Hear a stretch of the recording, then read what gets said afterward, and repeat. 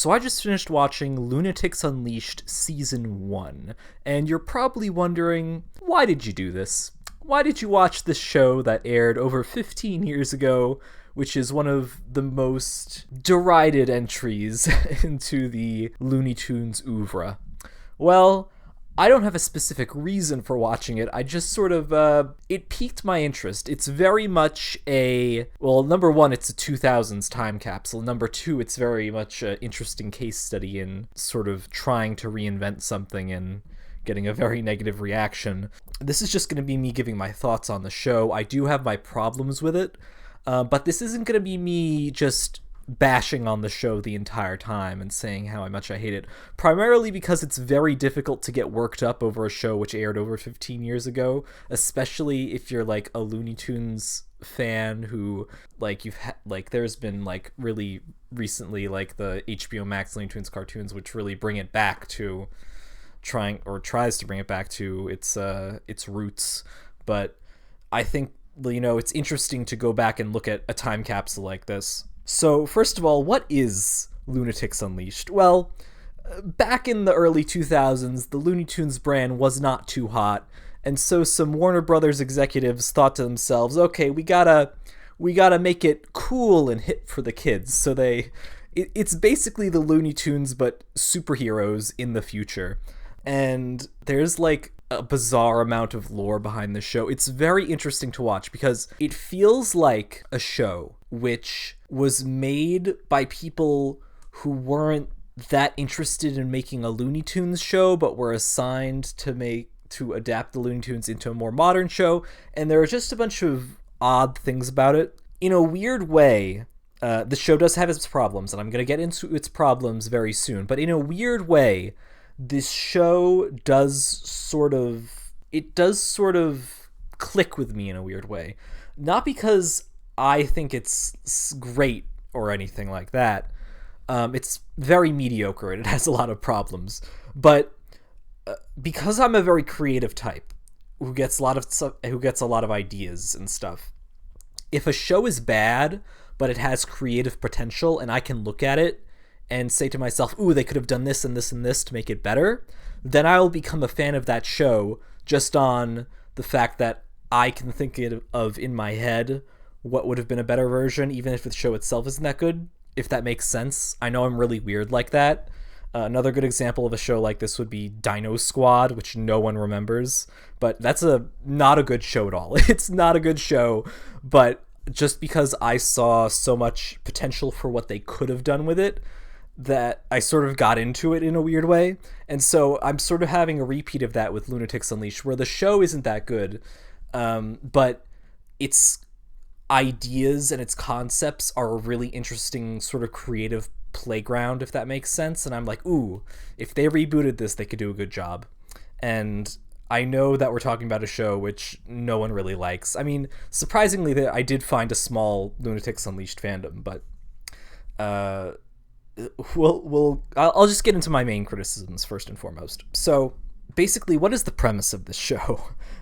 To make a long story short, and I'm going to spoil the entire first season. So if you're looking to avoid spoilers, then I'm spoiling the whole thing now. I don't know who is trying to avoid Lunatics Unleashed spoilers, but I'm about to spoil it. So, to make a long story short, in the year 2772, there we go. There exists a futuristic alien race known as I can't remember their name, like the Freemiums, the Freelians, I don't know. Anyway, futuristic alien race, and one of them, named Omni something or other, he's all like, okay, we should go and take over the universe because we can. And his sister, Zadavia, is like, no, we should not go take over the universe because we can. And everyone agrees, let's not take over the universe. But Zadavia's brother is like, no, I still want to take over the universe. So then he begins revolting and chaos breaks out. So Zadavia escapes, and she escapes to Earth, and her brother is hunting her down. So his brother sends a meteorite to crash down to Earth, but Zadavia intercepts the meteorite and slows it down so that it doesn't destroy Earth, it just creates a massive like explosion or wave of energy or something, which gives a bunch of people superpowers, knocks the planet off its axis, and creates disturbances in the weather. So I know what you're thinking. That makes absolutely no sense. I'm pretty sure, it's just a mild meteor impact. It didn't kill anyone. It just gave people superpowers. Of course. The planet's off its axis. It's not that big of a deal. So right off the bat, it's and a lot of this information is not revealed until the season finale, by the way. I'm just explaining it out of order in order to get things cleared up. So that's our basic setup. Zadavia decides, because there's a bunch of supervillain threats now, Zadavia decides, okay, we're assembling a team of superheroes. So our team of superheroes is not the Looney Tunes, but instead descendants of the original Looney Tunes. So we have Ace Bunny, who is the descendant of Bugs Bunny, Lexi Bunny, who is the descendant of Lola Bunny, Danger Duck, who is the descendant of Daffy Duck, Slam Tasmanian, who is the descendant of the Tasmanian Devil, Rev Runner, who's the descendant of the Road Runner, and last but not least, we have Tech E Coyote, who is the descendant of Wile E. Coyote. And I know what you're thinking. Why did they bother to have this be a bunch of descendants of the Looney Tunes as opposed to just being the Looney Tunes? It is a very weird decision at first, but I think I understand why they made it, because basically a lot of people, these are very iconic characters, and so if you were to dramatically change them, there would have been a lot of revolts, and people did not like the show from the get-go. But basically, I think what the idea was behind having them be different characters than the originals was that it would give them a bit more creative freedom. So if someone were to look at Ace Bunny, they wouldn't go, ugh, I can't believe you did this to Bugs Bunny, so cringe. It would instead be, oh no, this is a separate character. It's separate. Bugs Bunny is still on his own, unchanged, but this is a separate character here, but still similar. So I think they wanted to have that creative freedom to change things around without having to be tied down too heavily to the original material. But with that said, I don't think that idea is executed to the best fashion. Now, I say all this because there are two characters which I think they actually succeeded in doing, where I can look at these two characters in the main cast and say to myself, yes, I can see these two characters as two distinct individual characters who are separate from their original counterparts. And these two characters are Techie Coyote and Rev Runner, who I am able to just, like, when I look at those two, I don't look at them as, like, new versions of, you know, Wile E. Coyote and the original Roadrunner. I just look at them as their own characters, separate but related.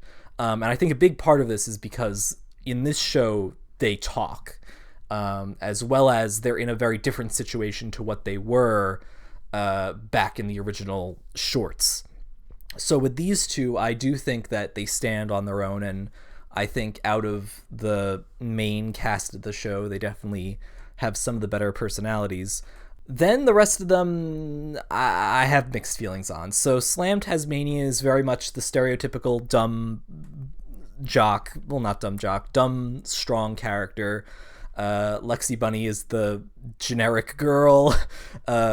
Ace is a very generic action hero personality with Bugs Bunny's voice, and then Danger Duck is literally just Daffy Duck but a superhero. So it's very weird how, like, two of these characters are sort of different and a few of them are just a bit more generic. And so and this leads me into my first major complaint about the show, is that it could have been a lot better if they had focused in more on the characters, the character interactions, and the character moments. A lot of the episodes are mainly action and plot focused. Usually your typical format for an episode is a little bit of antics at the Lunatics headquarters with the characters at the beginning, then the plot kicks in and they fight a villain for the episode, and then we get a little wrap up with the Lunatics at the end of the episode. And there's very little character going on, I suppose, in personal matters. And I know you're thinking, well, this is a kid's show. Well, I'm only comparing it to other shows of the time. Like, even if you look at the first season of Teen Titans, which was around this time, then there were a lot of episodes where they tried to have a more personal connection with what was going on for the characters, like that episode where Starfire's sister visited, or where Raven gets trapped in her mind, or whatever, like stuff like that, where there was some character along with the plot, so it wasn't just plot and action for action's sake. For example, the first episode of the show, which is not a good first episode, is literally just, we introduce the characters in like a few minutes, then Ice Vikings show up, and they literally just fight the Ice Vikings for the entire episode, and then that's it, with a little bit of wrap up at the end. And there isn't any like personal character stuff going on, and I don't need that to happen every episode. I don't need like this show to be some huge like character driven drama or anything, but here's a good example of what I'm talking about. Where they could have had a bit more character and like built upon these characters a bit more, but they didn't. So there's this one episode called Cypher, where the villain named Cypher is able to steal the lunatic superpowers, and he steals all of their powers, and they're powerless, and he's going around, you know, pretending to be great and everything. And as I'm watching this episode, I'm thinking, okay, this is an interesting episode, because they're going to have to figure out how to beat this guy without their powers. And I felt that this was such a good opportunity for them to show that the reason why these characters are the heroes isn't because of their powers, it's because of who they are. For example, they could have showed that Cypher, you know, all he does is want glory and fame with the powers, but the Lunatics do it just because they want to help people. You could have had a scene where maybe they saved someone without the use of their powers, you know, or something like that, but they don't have anything like that in this episode. All it is what happens is Cypher steals their powers, and then Tech, who's the genius of the group, builds them super suits that basically gives them their powers back, and then they grab onto Cypher and they just get their powers back like that. And it's a very underwhelming ending. And I felt they could have been so smart with it. They could have showed that maybe, you know, Cypher wasn't skilled with the powers yet, and that's how they outsmart him, or something along those lines, but they really don't do anything like that. And another example of an episode like this where they could have done something more character-based to give these characters a bit more depth and meaning was the episode with a supervillain called Mallory Mastermind. Now, this character is actually quite a bit more interesting than the average villain which shows up on the show, because unlike the other ones, she actually has a backstory with one of the main protagonists. Her backstory was that she went to university with Tech, and she did a science experiment which was a bit dangerous to other people, and so he shut it off, resulting in her getting crazy electronic controlling powers and getting sent off to jail. And so they have this sort of backstory between the two, but the episode doesn't do anything with it other than acknowledge that they already know each other. I mean, Mallory says she is like her plan is about getting revenge, but they don't do anything with Tech and her's previous relationship or how they knew each other. They don't do anything at all to really explore that and how they feel. And I'm not looking for, you know, some in-depth character drama or anything, but maybe just a bit of insight into Tech, how Tech feels about the whole situation. Like, maybe he feels bad because he feels responsible for partially creating the supervillain. Maybe he holds himself accountable. Maybe, you know, he was just putting on a brave face for everyone else, but then once she's gone, you know, he feels remorseful about what he did. Maybe, or maybe he doesn't blame himself. Maybe Mallory, you know, did all this for him. Maybe she didn't. Maybe, like, they could have just hinted at these things. They didn't need to, like, explore them in great detail, but just, like, let the audience know, you know, a little bit of how these characters are feeling, like give some crumbs and that would have been enough, but they really don't do anything with it. And then in a later episode when she returns, it's hinted that they might have had a relationship of some kind, and they still, like, they don't do anything to explore these characters. And I really think that's one of the show's greatest weaknesses, is that it just really could have benefited from going a bit deeper, exploring how the characters feel about things, even just once in a while. They don't need these huge in-depth stories, but just a bit of character base, motivation or story going on would have really helped to enhance the show. Now, another problem I have with the show is the sort of art style, I suppose you would call it, mainly in terms of the character designs. Now, I know a lot of people are going to look at these designs and say they're overly edgy or something like that. And, while watching the show, I didn't feel like they were really trying to be that edgy. My main problem comes in with, and you've probably already noticed it in the screenshots I've shown, is that I feel like the Lunatics and every other character exists in two separate shows. Like, I feel like they got two different art designers or something to come in and design, like, the characters, because there isn't much cohesion. Like, the Lunatics are in a very separate style, I feel, from a lot of the civilians and maybe even the villains. Like, if you look at, like, some of the human characters, they have these sort of jagged, a bit more simplistic designs, but the Lunatics themselves have a little bit of a more angular, action-y version of the classic Looney Tunes designs. And I don't think it's just because, these characters are animals and the other characters are humans, because if you look at something like the old Looney Tunes shorts, you look at Bugs Bunny and Elmer Fudd, those two are definitely in the same art style, even though one's a human, one's a rabbit, you know what I mean? And when I'm looking at these characters, I just don't feel like they blend in with this world that's been created. And a lot of the villains, like, I feel like their designs are maybe, like, they don't feel cohesive with the Lunatics designs in any sort of way. And a lot of these villains aren't really winning personalities either. So yeah, that's another problem I had with it, was the art style and how sort of that clashed with a lot of stuff. What haven't I talked about? Give me a moment to think. So, on a similar note, the animation, I don't want to say it's bad, but there's a lot of weird stuff going on with the animation. I think the two biggest things which really stood out to me were, number one, there are a lot of scenes where a character is talking and it's a close-up of their face, and you can tell that the way the character was animated was not originally intended to match the sounds coming out of their mouth, and there's been some sort of artificial manipulation of what is going on, sort of. And the best way I can describe it is sort of like if you ever grew up with those, like, 4Kids bumpers that they would sometimes do, where they would, like, celebrate the 4th of July or something like that with a bunch of characters from their shows, and they would get in the voice actors, but they wouldn't animate any new clips, and so they would sort of manipulate the animation to try and fit the voices of the characters.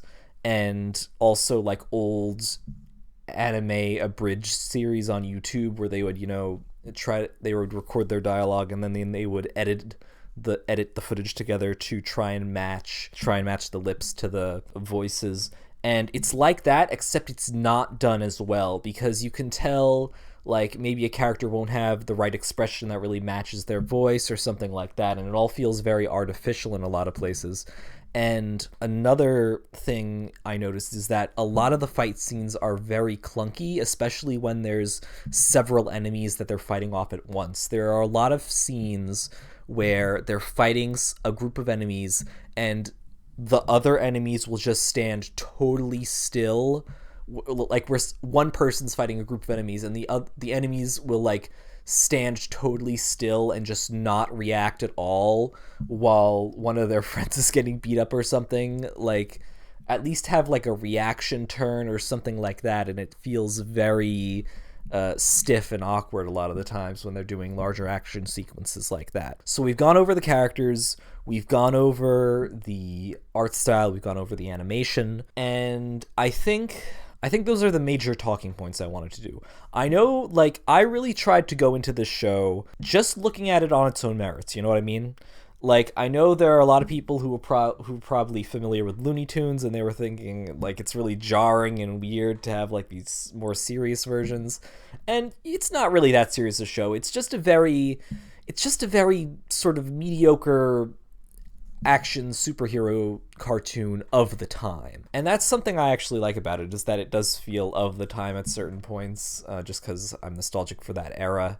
There's one scene where Duck is like trying to get a cell phone signal on a flip phone, and he can't get a signal while they're in the tower, and like it's like it's the year 2772 and he's like using a flip phone. It's like, that's the sort of thing where I'm like, you know, it's sort of cute in a way. But it's certainly, I know I did a lot of complaining, but it was not a show that I hated or anything. I actually kind of had fun with the Lunatics just based off of its time capsule element and how I imagined what they could expound upon if they really got maybe a better set of writers in to develop these characters a bit more. Because I do think there are some good ideas going on here, just looking at it as a show on its own. The season finale, for instance, is pretty exciting, actually, I think. Definitely not an amazing season finale, but it was definitely a lot more exhilarating than the average episode, and it was interesting seeing, you know, a lot of these things that have been part of the world finally explained and, like, reach a climax of sorts. So it's definitely, I don't know if I would recommend the show, but if you're like me, I want to specify that. If you're like me and you have a brain where you watch something and it's not good, but you just love imagining like what could have been done in a reboot or something like that, and you have all these and you get ideas for like what could have been done better, then I actually might recommend the show. I just think it's an interesting piece because it's not a well-liked piece of Looney Tunes history. It's very often mocked and ridiculed, but at the same time, I didn't hate it or anything. It's a very mediocre show, but I think it would be very interesting to see someone try to do a more serious take on it, perhaps. Serious in terms of like taking it really seriously artistically, with better fleshed out characters, not making it more edgy and serious. That's not what I meant. But that's all for now. I think I'm gonna do a season 2 review because I'm actually already a few episodes into it, so I might as well finish the series off. But that was my thoughts on Lunatics Unleashed. My very long ramble. Well, not that long, but you know what I mean. So if you enjoyed this video, then please remember to subscribe, because I do all sorts of things. I do a lot of Dragon Ball GT reviews, a lot of just random videos talking about, giving my thoughts on like media and stuff I watch, upcoming things, etc.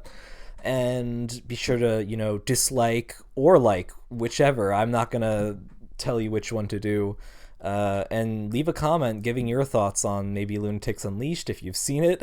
It's easy to find online. I won't tell you where to find it. But yeah, I just hope you enjoyed the video. Have a lovely day and whatever.